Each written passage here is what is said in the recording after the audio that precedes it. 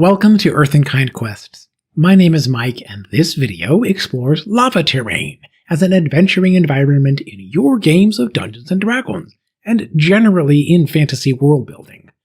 Lava terrain, volcanoes, and fiery landscapes have been among the most iconic environments for adventures in fantasy, sci-fi, spy thrillers, and other genres.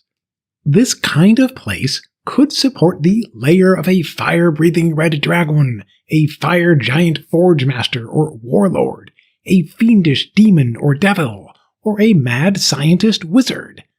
The environment itself is dangerous in its nature, and it creates an extensive surrounding protection for the inhabitants who can manage to live here. Typically, the primary objective of an adventure will be at the center of the lava terrain. The characters will need to traverse and explore through a landscape of lava-themed hazards in order to reach the core objective. Characters can expect unusual rock formations, fire-related monsters, and variable natural hazards of smoke, fumes, magma, and other aspects of the lava terrain. In a large-scale view of the environment, I would design a few concentric rings of zones arranged around the central quest goal. With each zone closer to the center, the environment becomes potentially more deadly. Along the way, though, the characters can learn about how to manage these hazards, and they can gather the information, resources, and skills towards succeeding in their quest. The outer zones can introduce the various components of the natural setting and of the adventuring themes. The inner zones become more and more dangerous. In most cases, the natural geology involves a central point of highest elevation at a mountain peak, or perhaps it involves an interior volcanic crater.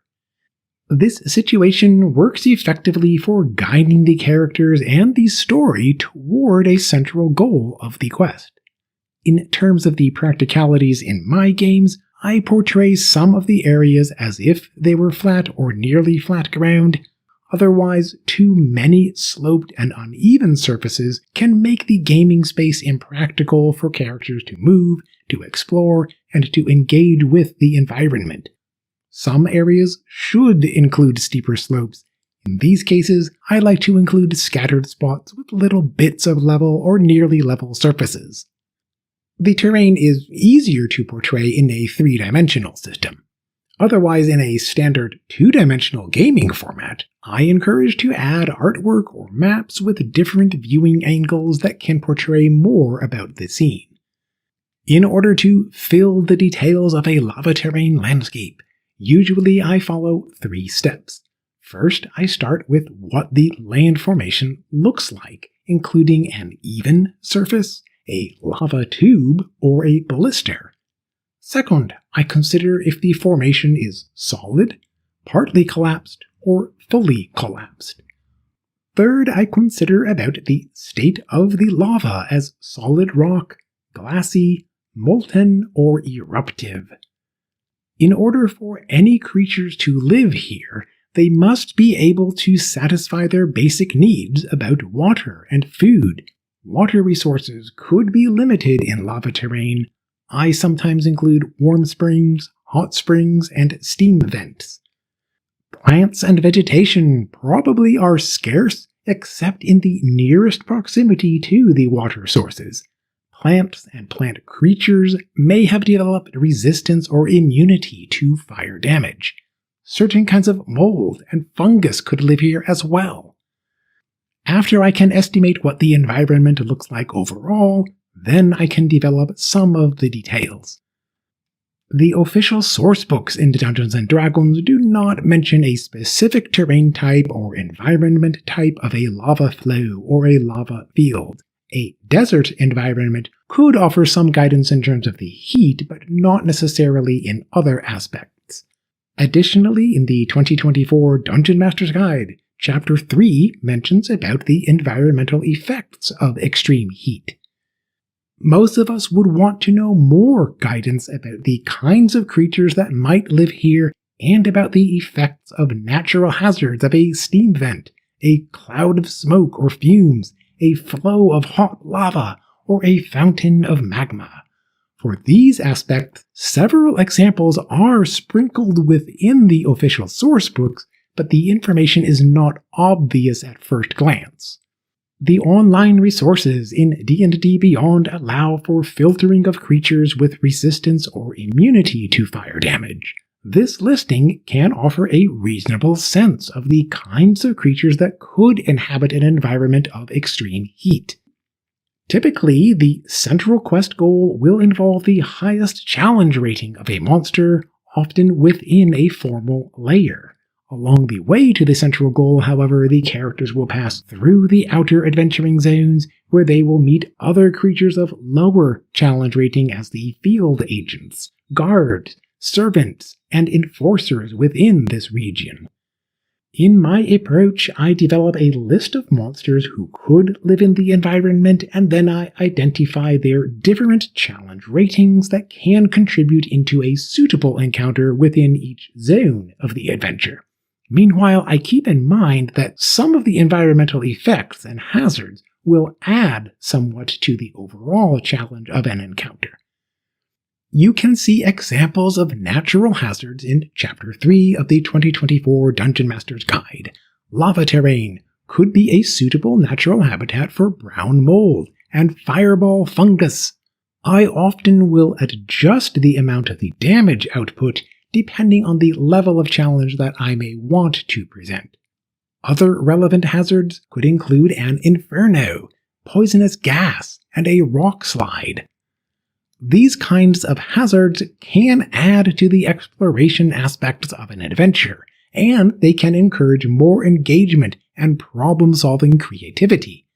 Usually, I introduce these hazards as parts of the natural environment in the outer zones of an adventure, with opportunities for the characters to explore and learn about these hazards.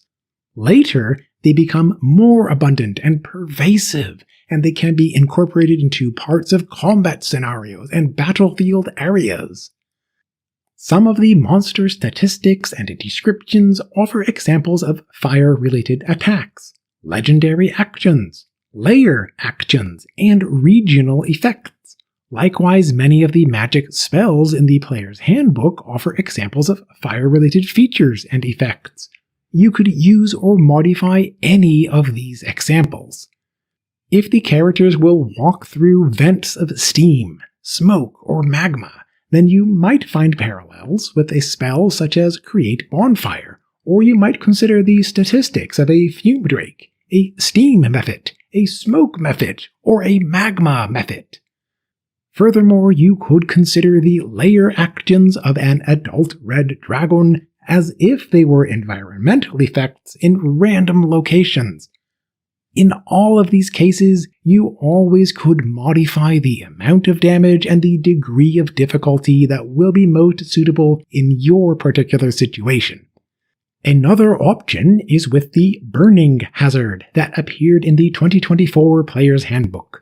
Whenever this hazard or condition is applied to a creature or to an object, then the target continues to take 1d4 fire damage at the start of each of its next turns unless the burning can be extinguished. The amount of damage will accumulate and build more urgency with each turn, and the characters will need to make tougher decisions about what to do during each of their turns. You could increase the amount of burning damage, yet I advise caution about creating too much automatic persistent damage. In a lava terrain environment, of course fire damage is the most prominent damage type, but ideally I would include other possibilities. Lava rock could explode or collapse, dealing bludgeoning damage. Areas of volcanic glass could shatter and deliver slashing damage.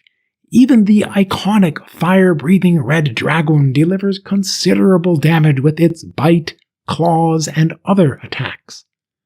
In my approach, the list of monsters and hazards includes more options than what I actually will use.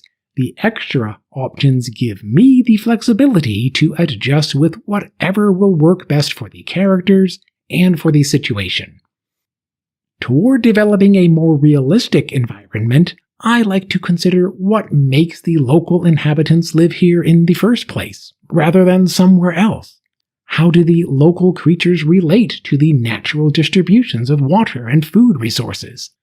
Maybe I will need to adjust how I had imagined earlier about the natural resources. In terms of the adventuring story or quest, are these creatures adversaries against the characters? Are they working with a powerful antagonist? Are they potential allies? Or could they be indifferent with their own independent goals? Usually I do not prepare all of the individual motivations and goals of each creature. Rather, I can identify the primary motivations and anticipate generally how the creatures will behave in most situations. With this basic information, the setting can feel realistic. When the characters move through the different zones on their way toward the central quest goal, then they will encounter various natural hazards and local resident creatures that all contribute to a consistent and coherent narrative. I like to add at least one natural creature or group in the environment acting with basic instincts of seeking food resources and protecting a home territory. In D&D Beyond, you can filter through the creature types of beast or plant. You could describe a bloodhawk, a constrictor snake, or an assassin vine with an appearance of lava rock or flecks of fire around them, and you could modify them with resistance or immunity to fire damage. Otherwise, you could add groups of fire snakes defending their eggs. Similar situations could be effective with groups of fire newt warriors and their giant striders, as well as salamanders and other creatures. You always could reinterpret what the creatures look like, for instance, describing a medium-sized rodent-like creature made of magma, while using the statistics of a fire snake. In lava terrain, I can imagine that some fire-related creatures could regenerate their hit points at the start of their turns because the fiery energy provides healing properties for them. I like to use this feature instead of resistance to non-magical attacks. I always add another damage type that can stop the regeneration, and potentially the creatures are vulnerable to this damage type, such as cold damage. In an adventuring game or story, usually the central goal or quest will involve a boss fight encounter. This situation would require first to develop a reason for the characters to fight against this opponent. A red dragon could threaten the surrounding lands. A group of cultists could attempt to summon a fiend through a hellish portal. A mad wizard could install a magical lair inside a volcano. Another kind of quest could involve the characters trying to obtain a lost relic or an extremely rare mineral found nowhere else in the world but inside this one notoriously dangerous volcanic crater. In any of these cases, the characters would pass through the outer zones of the lava terrain, building up toward the final encounter in the central area. During this final encounter, the characters can apply the lessons that they have learned along the way, such as how to cope with the clouds of poisonous gas, patches of brown mold, fountains of magma, and assorted fire-related attacks and effects of the local monsters. What are your thoughts about lava terrain in your games and creative world building?